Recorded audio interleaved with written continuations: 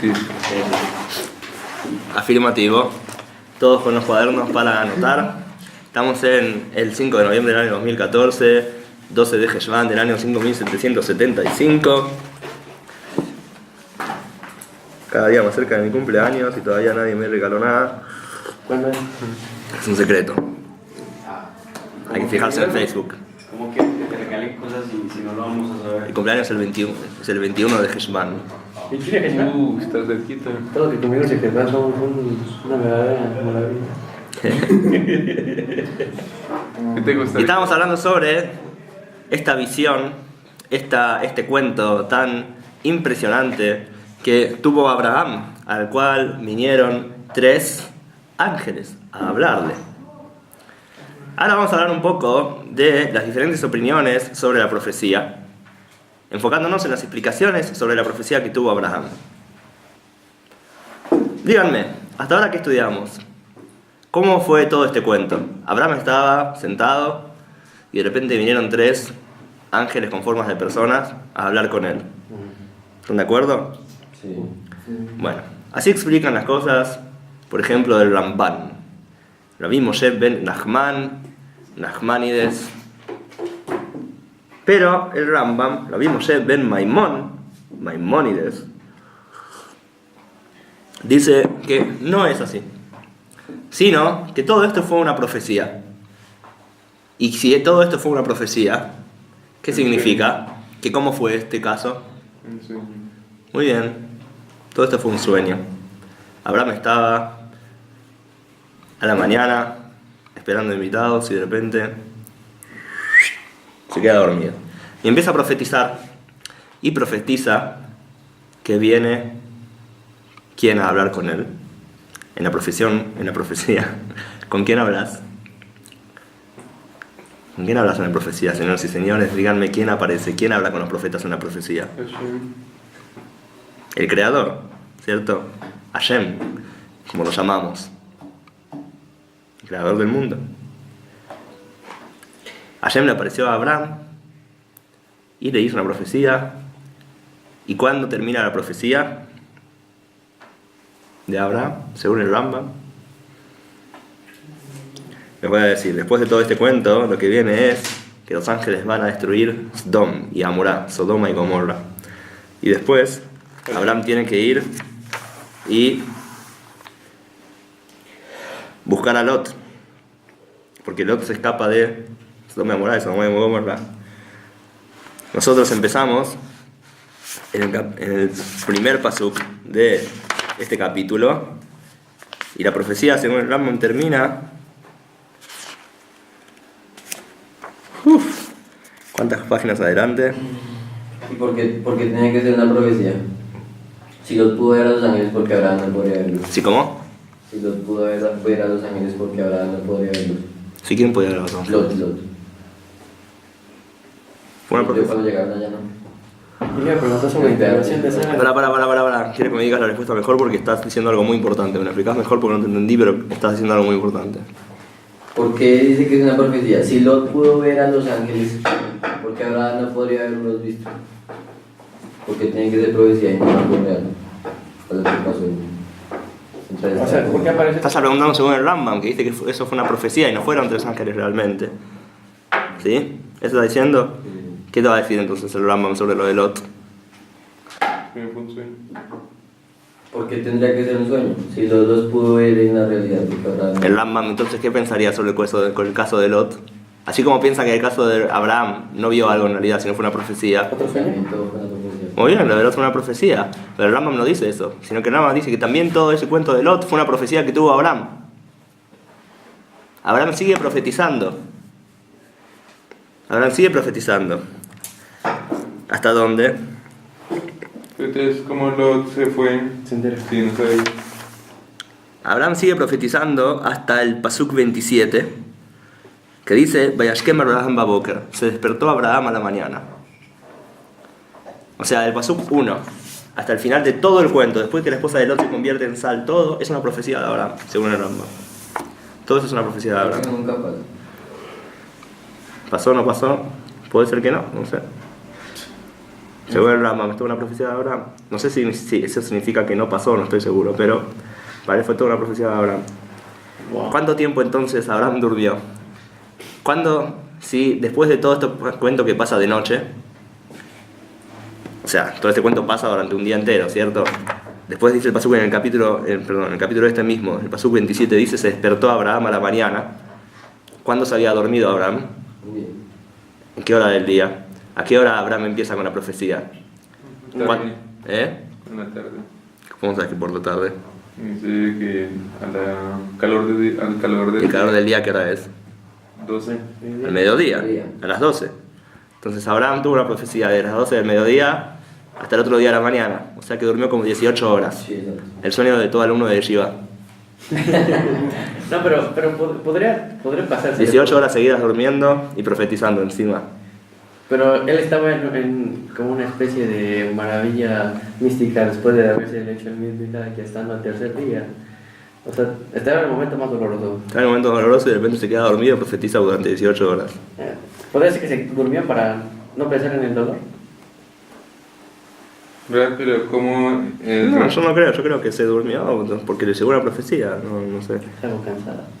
el Ramban, ¿cómo explica que Lot entonces haya huido si los ángeles no hablaron con él? Puede ser que haya sido simplemente una profecía.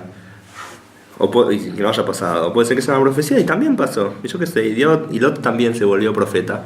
En realidad sí pasó seguramente según el Rambam. Sino que según el Rambam, Lot se volvió profeta. Y también vio a los 3 ángeles. Ahora, les voy a hacer una pregunta sobre lo que dice el Rambam. Que el Ramban, Nachmanides es la pregunta. Es decir, el Rambam tiene razón. Y que todo esto no fue que realmente los ángeles se invistieron en cuerpos de personas, sino que fue profecía. Entonces, Abraham profetizó. Lot también profetizó. Pero más adelante vamos a ver en el cuento que ¿quién ve a los ángeles? ¿Solamente Lot? Las personas de la Todas las Sodoma. personas. Todas las personas de la ciudad le piden a Lot que los saque afuera y quieren violarlos, quieren tener relaciones sexuales con ellos. Entonces, ¿qué significa? Según el Rambam, que todos fueron profetas de repente. Tiene lógica que todo un grupo de gente tenga ganas de violar a 2 hombres y hacer sodomía y gomorría. Ah, pues a lo mejor querían gigantes. ¿Son todos profetas? ¿Te parece que sean profetas toda esa gente? Por eso Ramban dice que no puede ser lo que dice el Rambam. Que lo que dice el Rambam Maimónides, dice Nachmanides, no puede ser. No puede ser que sean todos profetas. De repente son todos profetas, no. Sino que realmente Dios, perdón, 3 ángeles se invistieron en cuerpos de personas y hablaron con Abraham y después hablaron con Lot y toda la gente los vio porque se invistieron en cuerpos de personas. No fue una profecía, dice Nachmanides. Y Nachmanides dice no solamente que no fue una profecía como dice el Rambam. Hablando de eso, ¿dónde lo dice el Rambam? El Rambam, Maimónides, explica esto en su comentario a la Torá. ¿Cómo se llama el comentario a la Torá de Maimónides? ¿Shmuel? No, Perusha Rambam. no. ¿Cuál es uno de los libros más famosos del Rambam? Mishneh Torah. Mishneh Torah y el otro. Moreh Nevuim. Moreh Nevuim, ¿cómo se dice en español? Guía de los Ya, perplejos. Muy bien, la guía de los perplejos o descarriados. La guía de los perplejos es el comentario del Rambam sobre la Torá. Ahí explica todo esto el Rambam, Maimónides. No está pasuk tras pasuk, pero es su forma de entender la Torá. Bueno, Nachmanides dice, no solamente creo que dice Maimónides está mal, porque no puede ser que todos sean profetas, sino que está prohibido creer en lo que él dice. ¿Por qué está prohibido creer en lo que él dice? Está bien, se equivocó, pero como para que digas está prohibido creer en lo que él dice. ¿Qué problema puede haber si alguien cree en lo que dice Maimónides que le molesta tanto a Nachmanides? Para entender eso, tenemos que entender dónde vivía Maimónides y dónde vivía Nachmanides. ¿Dónde vivía Maimónides? Sefarad. Vivió en Egipto. También. ¿Entre qué tipo de gente vivió Maimónides? Cultos racionales. No específicamente. No, ¿en qué grupo de gente, en qué cultura vivió él? ¿Qué religión había alrededor de él? Islam. El Islam. Muy bien. Vivía entre árabes. Nachmanides, ¿eh? Decí, ¿no? ¿Qué? No sé si- ¿De Micha? Bueno. Nachmanides. Un saludo. Nachmanides. ¿Alrededor de qué cultura vivía? No es tan difícil. Europa. Cultura. Si Maimónides vivía entre musulmanes, entonces Nachmanides vive entre Cristianos. cristianos. Como sabemos que Nachmanides tuvo discusiones sobre el cristianismo y el judaísmo y tuvo que hacer un debate público contra los dominicanos. ¿Y quién ganó el debate?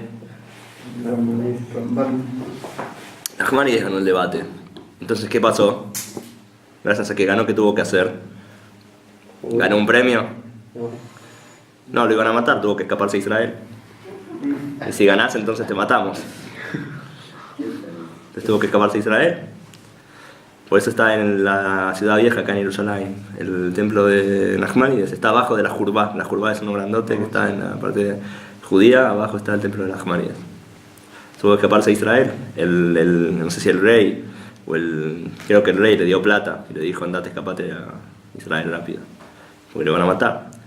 Es muy peligroso hacer un debate. Ustedes saben, por ejemplo, Rabbi Yosef Albo, que es el autor del libro que se llama Sefer HaIkarim, el libro de las bases, que discute con el Rambam, con Maimónides, sobre cuáles son las bases del judaísmo. Sobre el Maimónides, ¿cuántas bases tiene el judaísmo? ¿Cuántos son los fundamentos del judaísmo? 13. Muy bien. Según Rabbi Yosef Albo son menos. Son 9, me parece. En las 3 de las generaciones nos fueron achicando, después 3, después 1. No importa, no vamos a entrar ahora en el tema. En general la gente usa los de las Maimónides, 3. Pero Yosef Albo tuvo una discusión también contra cristianos. ¿Quién ganó? Rabbi Yosef. No, los cristianos. Entonces ahí sí ¿Eh? estuvo tranquilo. No estuvo tranquilo. Pero perdió. Porque esa noche 3.000 judíos se hicieron cristianos, después de ver que perdió el debate. ¿Pero lo perdió ¿Quién perdió? o...? La pregunta es ¿por qué perdió el debate? Si perdió el debate porque no tenía razón o porque la iglesia no le permitía decir ciertas cosas, porque lo complicaban, porque era difícil, porque estaba amenazado de muerte, etcétera, etcétera. Por supuesto no perdió por argumento. Por supuesto no, perdón, un segundo. Por supuesto no perdió por argumento, sino porque le imposibilitaron hablar. Pero es muy difícil hacer debates de este tipo. Imagínate, la imagen que dio hizo que 3.000 judíos se conviertan en el mismo día al cristianismo. ¿Qué me decís? Decí, ¿no? ¿Te contesté la respuesta o ya...? ¿Te enojaste? No. Ok.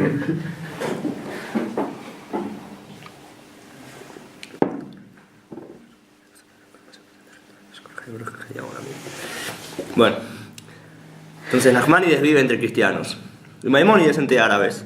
Cada uno escribe su comentario a la Torá, teniendo en cuenta la gente que lo va a leer, en dónde vive y qué efecto va a tener eso en ellos. Entonces Nachmanides vive entre cristianos, le importa que un cristiano no pueda de su comentario sacar ideas que apoyen al cristianismo y que un judío tampoco saque de ahí ideas que lo acerquen al cristianismo. Por lo tanto, él lucha contra la explicación de Maimónides. La explicación de Maimónides sobre la profecía, que decimos que Hashem habla con Abraham. No es que hay 3 ángeles que se visten en cuerpos de personas, sino que Hashem habla con Abraham. Ahora, Hashem, ¿cómo habla con Abraham? ¿En qué forma se le aparece a Abraham? Profecía. Profecía, pero ¿cómo aparece Dios en la profecía con Abraham? ¿Cómo que no saben? Es lo que estamos estudiando. Una voz. Como 3 ángeles, muy bien. Como 3 personas incluso. Entonces Dios aparece en profecía a Abraham con forma de 3 personas. Entonces, ¿qué significa eso? Que Dios es persona, que Dios tiene forma de persona. Es lo más cercano al cristianismo que puede haber. Para que no piensen en la Trinidad. Entonces, claro, que el verbo se hizo carne, etc. Entonces en Nachmanides dice, está prohibido creer en lo que dice Maimónides, porque te va a llevar al cristianismo, porque va a llevar a los cristianos a decir que, tenemos razón. Por otro lado, Maimónides vive entre musulmanes. ¿Y él qué quiere? Quiere que no creas en todo tipo de estupideces, como puede creer un musulmán de esa época, que creía en todo tipo de demonios y yo qué sé, chupacabras. ¿No? Ese es el viaje en México, el chupacabras. ¿Sí? Todo tipo de esas cosas todo tipo de supersticiones idiotas, es lo que había en la época de Maimónides, en lo que tal vez muchos árabes de esa época creían. Entonces Maimónides lo principal que quiere hacer es arrancarte de la cabeza ideas estúpidas y supersticiones que no tienen ningún sentido. Entonces dice, no creas que existe que los ángeles se forman en personas, hay gente que son ángeles, demonios, no sé qué cosa. No, era profecía. ¿Ok? Entonces hay que leer cada comentario de la Torá entendiendo en qué contexto está escrito el comentario. Y por eso, como siempre digo, aquel que solamente estudia Torá, ni siquiera entiende la Torá. Porque para poder entender, hay que saber en qué contexto las cosas son dichas, en qué contexto las cosas son escritas. Sin saber dónde estamos hablando, a qué gente se le está hablando, no se puede entender qué está diciendo la Torá en absoluto. Y después tenemos una tercera opinión, una opinión súper descabellada sobre qué fue exactamente esta profecía. Por supuesto que están anotando ustedes todas las opiniones. Una opinión súper descabellada sobre qué fue exactamente esta profecía. Dice el Ralbag, un gran comentarista también en la Torá, su comentario de la Torá, y un filósofo muy grande también matemático si no me equivoco, y también inventó ciertas herramientas de medición matemática que ahora no me acuerdo cuáles son, pero se pueden buscar en internet si quieren. El Ralbag dice lo siguiente: ¿qué es lo que apareció frente a Abraham en realidad? Según él no fue una profecía y no fueron 3 ángeles, sino, y él dice algo súper loco. ¿Qué fueron estas? ¿Qué es lo que apareció frente a Abraham? No. Dice que son 3 personas. La Torá dice personas, entonces son 3 personas. Así hizo el Ralbag. Así de simple. ¿Qué son estas 3 personas? Sadiquim. No. Años. No. Profetas. Son 3 profetas. 3 profetas vienen a decirle a Abraham qué es lo que va a pasar. Nada más. ¿Por qué hacen falta 3 profetas venir a decirle a Abraham qué es lo que va a pasar? Porque según el Ralbag, Dios cuando quiere hacer un milagro, lo hace sí o sí a través de profetas. ¿Por qué? Porque los milagros no los hace Dios mismo, dice el Ralbag. El Ralbag opina que los milagros, en algunos lados dice que los milagros son solamente para los tontos, que no pueden usar el intelecto para entender que Dios existe. Entonces Dios hace milagros para ellos. Tiene ciertas opiniones locas. Locas, no, de Torah, pero para nosotros no son las normales en general. El Ralbag también dice que los profetas son gente que puede conectarse con el Sehel Apoel, significa el intelecto creador. Pues para el Ralbag, Dios es el intelecto superior de todos. A diferencia de, como lo entiendo por ejemplo el Maharal de Praga. Ustedes saben que en una época, según como la metafísica aristotélica, el mundo, ¿recuerdan que hablamos una vez? El mundo está rodeado por esferas que son intelectos, y uno viene de otro, cada intelecto viene del intelecto superior. El intelecto primero piensa en sí mismo, al pensar en sí mismo crea otro intelecto. Ese segundo intelecto piensa en sí mismo y en el intelecto superior. Al pensar en el intelecto superior hace que se mueva, y por eso vemos que se mueven las órbitas, las esferas. Y al pensar en sí mismo crea otro intelecto, y así 10 intelectos hasta que se crea este mundo. Y Dios es el intelecto superior para el Ralbag, también para muchos otros, ¿sí? Entonces dice que aquel que se conecta con el intelecto superior puede ser profeta y entonces hacer milagros. En otras palabras, la diferencia, por ejemplo, ¿qué pasa?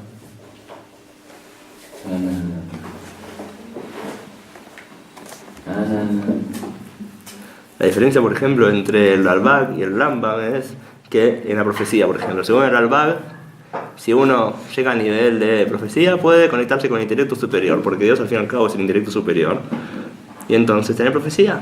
Según el Rambam, no, porque el Rambam ve a Dios como algo que no es solamente intelecto, sino también tiene voluntad, que es superior al intelecto. Por lo tanto, según el Rambam, un profeta puede tratar de profetizar mucho tiempo y estar en un estado de profecía, pero solamente si Dios quiere que tenga profecía, tiene, y si no, no. Porque Dios tiene voluntad, entonces depende de la voluntad de Dios. Según el Ralbag, no hace falta voluntad de nadie porque Dios no es voluntad, Dios es intelecto. Si vos estás en el nivel de profecía, automáticamente tenés la profecía. En los cabalistas en general, Dios está por encima incluso de la voluntad también, Pero hay cabalistas, por ejemplo, que quieren también que Dios es intelecto. Por ejemplo, Abulafia. ¿Se acuerdan que hablamos de Abulafia? Abulafia también ve a Dios como el intelecto superior de una u otra manera. La mayoría de los cabalistas ven a Dios como que tiene voluntad, que es superior al intelecto. Para nosotros, por lo menos.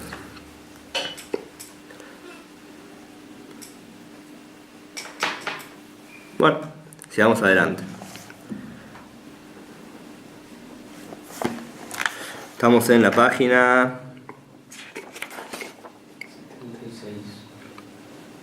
76. Muy bien. Ok, entonces Yitzhak está por nacer y el mundo empieza a cambiar. Hasta ahora el mundo era dirigido por un tzadik que es Gesed, que es bondad, y ahora va a ser dirigido por un tzadik que es Din, que es juicio, que es severidad. Entonces lo primero que pasa después de que se le avisa a Abraham que van a ser el tzadik del juicio, que es una acción de juicio. ¿Y cuál es? La destrucción de Sodoma y Gomorra. Sodoma y Gomorra. Empecemos con este tema tan interesante. Página 76. Pasuk Tet Zain. ¿Quién lee hoy? Yitzhak.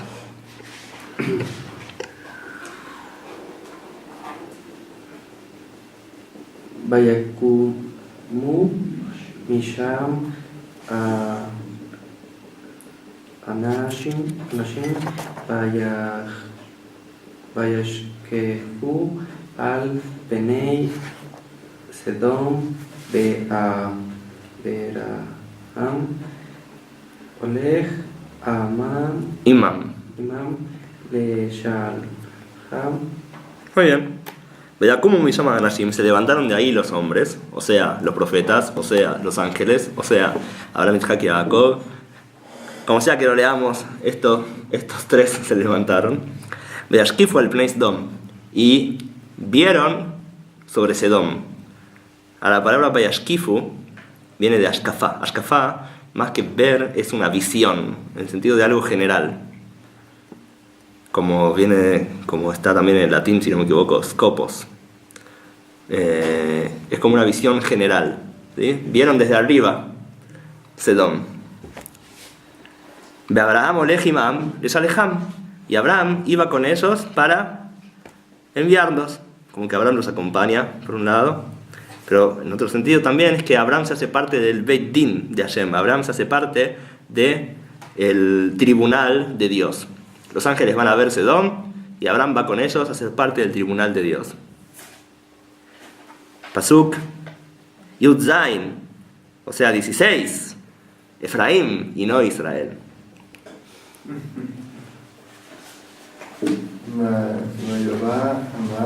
¿Cómo? ¿Quién dijo? No, de vuelta a la primera palabra. ¿Qué es eso? ¿Cómo se dice? Muy bien.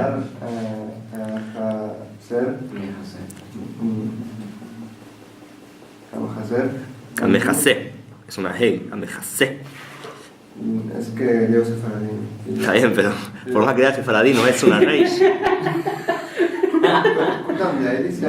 Amejasé. Yo también leo sefaradí. Que sepas que yo también leo como sefaradí, Él dice Amjasé, ¿no? ¿Mejasé? ¿Cómo decís? Amjasé. Muy bien, sí, perfecto. ¿Fue lo que dije? Ah, yo entendí mejaser. ¿Alguien? ¿No es cierto que no es así? Ok, está bien, te pido disculpas. Espero que no te hayas ofendido. Amjasé, Ani. No, ¿por qué? Dije mejaser, ¿no? Sí, otra vez. ¿Alguien está de acuerdo conmigo? Sí. A ver, de vuelta. Bashem, Amar, Amjasé. Bien. Ani. Ahí va. Abraham. Asher, Ani. Ose. Ah. Perfecto. Perdón, mamá, no fue mi intención, no sé si te hice pasar vergüenza o algo, mamá, no fue mi intención, te pido disculpas. Ok. Y Hashem dijo: Amejasé, Animi, Abraham, ¿acaso yo me oculto de Dios? Perdón, de Abraham. ¿Acaso yo me oculto de Abraham? Ayer Ani Ose, aquello que yo hago. Yo no voy a ocultar de Abraham esto que estoy por hacer, voy a destruir Sodom y no le voy a contar a Abraham. Le voy a contar a Abraham, ¿por qué? Ahora voy a decir por qué. Pero fíjense que el pasuk dice va Hashem y Hashem. Dicen nuestros sabios que cuando dice va Hashem y Hashem, dicen nuestros sabios Hu Ubeit Dino, Dios y su tribunal. O sea, cuando hablamos de Dios como tribunal, como un lugar que hace juicio, ¿qué nombre hay que usar? Elohim. Elohim, muy bien, que es el nombre de severidad, de juicio, de ocultación. Cuando dice va Hashem y Hashem, o sea, es Elohim y Hashem. Elohim y Yud Kei Vav Kei, que representa bondad o compasión. Por eso trae a Abraham, para que sea parte del tribunal. Y las dos midot, tanto el juicio como la severidad, vean qué vamos a hacer con Sedom. Vamos, Shmuel. ואברהם היו יעל לגוי גדול ועצום ונברכו בו כל גויי Sí, sí, sí. הארץ. Muy bien. Quería decirte eso lo que dijiste antes. Yo también leo en sefaradí. Igual nosotros no leemos exactamente sefaradí. Nosotros leemos un sefaradí israelizado. ¿Estás conmigo, Efraín? ¿Me escuchas? Sí, no es exactamente sefaradí. Es un poquito mezclado. No, Lubavitch no. Lubavitch es otra cosa. Nosotros leemos un sefaradí con algunos detalles ashkenazim, con algunas cosas diferentes. O sea, israelí. Nosotros leemos como israelí moderno. ¿Ok? Pero sí, es más parecido al sefaradí que ningún otro. Ok, ahora el pasuk que leyó Shmuel. Pasuk 18 dice así: Abraham, y él, y Gadol. Hashem dice: yo voy a ocultarle algo a Abraham, algo que voy a hacer. Si Abraham va a ser un gran pueblo, Beatzum, increíblemente grande, Benibrehu Bekol Goya Aretz, y con él se van a bendecir todos los pueblos de la tierra. Entonces, si yo voy a hacer algo, tengo que hablarlo con Abraham primero. O sea que el pueblo de Israel, de alguna manera, indica que puede pasar en otros lados. Así está explicado en Hasidut también, que todos los pueblos donde el pueblo de Israel está en ellos, tienen bendición, tienen éxito. Y apenas llega el momento de que el pueblo de Israel ya elevó suficientes chispas de ese pueblo, entonces se va y ese pueblo cae. Como vemos en toda la historia, todos los pueblos que tuvieron al pueblo de Israel adentro tuvieron éxito, porque aparte los judíos se arreglaron siempre para estar en el nivel más alto económicamente, por lo menos en el exilio. No siempre, hoy en día tampoco es. Hoy en día siempre hubo judíos pobres, hoy en día también hay judíos pobres en todas partes del mundo, en Israel también. Pero en general los judíos siempre se arreglaban económicamente y en negocios, etc.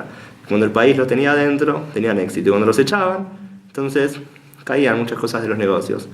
Por ejemplo, cuando echaron a los judíos de España, el país que los recibió después, fue porque el rey dijo: los judíos son buenos en negocios, van a ayudar a la economía del país, y los recibió, y así fue, etc.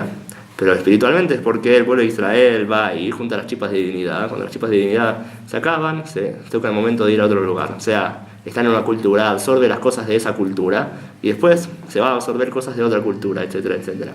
Entonces hoy en día, ¿qué país es el más poderoso? ¿En qué país tiene más judíos en el mundo? United States. Estados Unidos. ¿Qué dijiste, Shmuel? Colombia. Estados Unidos, muy bien. ¿Sí? Así que mientras tenga muchos judíos en Estados Unidos, seguramente va a seguir siendo potencia. Y si nosotros hacemos que los judíos vengan a Israel, quién sabe qué puede llegar a pasar. Crisis económica mundial. Porque Israel va a ser la potencia mundial en todo caso. Sí, pero nadie bueno, sí, nos ha ayudado mucho. Pero nadie va a querer nuestra ayuda. Quede tranquilo, que el dinero va a hacer que todos quieran ayudar. Bueno, la plata no tiene familia, decía un amigo mío. Eso parte es, bueno, la inversión que hizo las compañías hacia Israel en España, y luego con lo ocurrido en la última conflicto bélico que tuvo con Gaza, y estuvieron sacando muchos productos, generando muchas inversiones en España. No tiene más odio que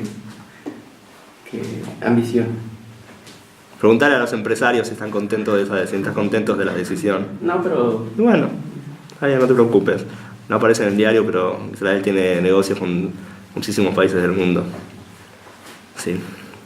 Y Estados Unidos es aliado de Israel más que nada porque le ayuda, porque les conviene a ellos, no porque nos conviene a nosotros. Les conviene a ellos, porque nosotros les ayudamos con las armas. Les mejoramos las armas, ellos construyen armas de esos acá a un precio mucho más barato que en cualquier otra parte. Bueno, dejémoslo ahí. En otras palabras, Hashem antes de hacerlo de Sedom se aconseja con Israel. Yo traje como ejemplo de que Si el pueblo de Israel se va, lo echan de un país, probablemente ese país dentro de unos años va a caer en algún sentido. Bueno, como dice el Psukim, ¿sí? Aquel que te bendice será bendecido, aquel que te maldiga será maldecido. Seguimos con el Pasuk Yud Tet, Pasuk 19. Gerson, ¿estás despierto? Voy a tomar eso como un no. Había Pasuk Yud Tet, 19. כי ידעתי למען אשר יצווה את בניו ואת בהמתו הרב ושמרו דרך אשר לעשות צדקה ומשפט למען אבי השנה לאברהם את אשר דיבר עליו. Muy bien. Kiedativ, porque yo supe. Aunque hay muchas explicaciones de la palabra Yedativ, ¿qué significa? Yedativ hay quienes dicen que significa yo elegí. Otros dicen que es yo supe. ¿De dónde viene la palabra Yedativ? ¿Cuál es la raíz de Yedativ? Yodea, que es Dat, ¿cierto? Lo que hablamos en la clase anterior. Entonces vemos acá que Dat es conexión. Dice, yo me conecté con Abraham, yo elegí a Abraham, yo tengo un cariño especial por Abraham. Entonces, Kiedativ, yo lo conozco, yo lo elegí, yo lo quiero. Lema ayer yetzabet banav, ¿por qué lo elegí? Porque yo sé que él va a ordenarle a sus hijos, o sea, enseñarle a sus hijos, Bet Beito Ajalab, a toda su familia, en adelante, Beshamru derech Hashem, que van a cuidar el camino de Hashem, la Asot Tzedakah o Mishpat, y va a hacer Tzedakah y Mishpat, que es caridad y juicio. Hablamos en otras clases qué significa estas dos cosas al mismo tiempo. Leman había Hashem al Abraham, etashid alab, para que Hashem lleve a Abraham lo que dijo sobre él. Ven acá el cambio loco, la frase loca que hay en este pasuk. ¿Quién está hablando en este pasuk? ¿Quién está hablando en el pasuk? ¿Quién dice yo conocí a Abraham, yo elegí a Abraham? Hashem. Yud Kei Vav Kei. Y después que dice Leman había Yud Kei Vav Kei Abraham, para que le lleve Yud Kei Vav Kei a Abraham. O sea, como que ¿quién lo está contando eso? Yud Kei Vav Kei no, aparentemente, ¿no? Porque está diciendo para que le lleve Yud Kei Vav Kei a Abraham. O sea, que otra persona está hablando de Yud Kei Vav Kei, un tercero, muy bien. En general, yo le pregunto, ¿quién escribe la Torah? Moshe, pero si escribía Moshe, entonces tendría que decir me habló Hashem. Y la Torah no dice eso, la Torah dice habló Hashem a Moshe. Si le escribió Hashem, entonces debería decir le hablé a Moshe. Entonces en la práctica la escribe Moshe, pero ¿quién la cuenta? La Torah la cuenta Dios, o sea, Dios mismo, que está por encima del nombre Yud Kei Vav Kei. Yud Kei Vav Kei es una expresión de Dios, representa a Dios como compasivo, como infinito, pero Hashem está por encima de ser infinito, de ser finito, etcétera, etcétera. Su esencia está por encima de todo nombre, como dice el Zohar. ¿Qué dice el Zohar? Que Hashem no está insinuado en ninguna letra y en ninguna punta de ninguna letra ni siquiera. Que se parece un poco a lo que dice el Tao al principio, ¿no? Que todo el Tao que tenga nombre no es el verdadero Tao. ¿Qué es el Tao? No se vaya a creer el Tao y enterarse. El punto es que Hashem mismo no tiene nombre, y el que cuenta la Torah es el tercero, la tercera persona, o sea, el que está por encima de Moshe, y el que está por encima de Yud Kei Vav Kei, que es una revelación de Hashem, y él nos cuenta todo el cuento entre Yud Kei Vav Kei y Moshe. Moshe lo escribe en la práctica, pero el que está contando el cuento en realidad es Hashem mismo, que está por encima de su propio nombre. Por eso vemos acá que de repente está hablando Hashem, y de repente Hashem mismo habla de Yud Kei Vav Kei. Porque Yud Kei Vav Kei es su nombre, es una revelación de él, no es él mismo. Entonces se puede hablar de su propio nombre como si fuera algo externo a él también. Bueno, vamos al Pasuk Haf, Eliyahu, Pasuk 20. Vayomer Hashem Tzedakah Sedon Ba'amorah Ki Raba Behatatam Ki Chadda Meut. Muy bien. Y dijo Hashem, Za'akat Sedom Ba'amorah Ki Rabba. El grito de Sedom y Amorá es muy grande. O sea, los pecados de Sedom y Amorá son muy grandes. Behatatam Ki Chadda Meut, y sus transgresiones ya pesan demasiado. Jafalef, me toca a mí. Eradana veré. Voy a bajar y voy a ver. Haketza'akatah haba'a elai. ¿Acaso este grito que viene a mí, azúcala, ya llegó a su fin? Veimlo eda'a. Y si no, no sabré. O si no, no los destruiré. También puede leerse, ¿sí? Dat también se puede leer como romper, sin entrar acá en detalles de por qué pero también puede ser que romper. O sea, para que entiendan lo que estoy tratando de decir sobre esta palabra, tengo que explicarles otro concepto. ¿Qué dice acá el pasuk? ¿Qué es lo que va a hacer Hashem? Verdad navere, voy a bajar y voy a ver qué pasa con Sedom, a ver qué hago con Sedom. Le pregunto, ¿Hashem tiene que bajar y ver? ¿Acaso no sabe lo que pasa con Sedom? La famosa pregunta que pregunta cada uno al rabino, y el rabino se pone nervioso, que es: ¿puede Dios crear un helado tan grande que ni él mismo pueda chuparlo? Que es más o menos lo mismo que la pregunta: ¿cómo puede ser que Dios sepa todo y yo tenga libre albedrío? Y si yo tengo libre albedrío es porque Dios no sabe. Es la misma pregunta de si Hashem puede hacer un helado tan grande que nosotros no se lo pueda comer. ¿Sí? Es la misma paradoja. ¿La respuesta cuál es? Dice el Ralbag, perdón, el Ralbag, ¿no? Sí, el Ralbag. Sí, dice el Ralbag, es cierto, es una pregunta. Entonces, lo que significa es que libre albedrío hay seguro, es una de las bases de la Torá. Entonces Hashem hay cosas que no sabe. Y no es un problema, no está mal, no es falta de perfección. El Ralbag dice, libre albedrío es total, por lo tanto sé que el libre albedrío es verdadero. Entonces Dios no sabe qué es lo que la persona va a hacer. Entonces Él tiene que bajar a Sedom a ver qué está pasando, porque Él no sabe qué va a hacer la gente. Eso dice el Ralbag. Sí. ¿Cómo se entiende la... si no se llama Jajamín, que Hashem sabe lo que va a hacer el hombre en todo tiempo? O no me acuerdo bien cómo se expresa. Es una pregunta, de verdad. Por eso viene el libro, el sabio, no me acuerdo su nombre.